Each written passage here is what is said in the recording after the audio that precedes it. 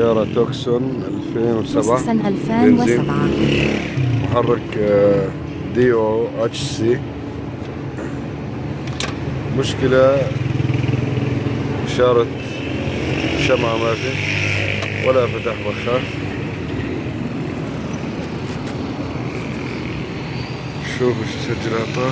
طبعا للعلم هون في تعديل على السلاك يعني.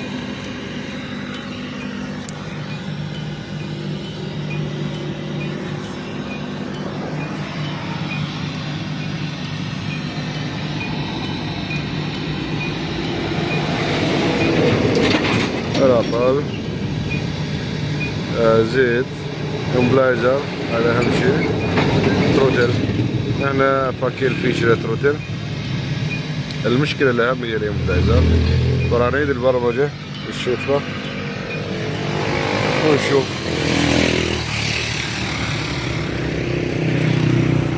هاي الفيشة تبع تروتل مفصولة.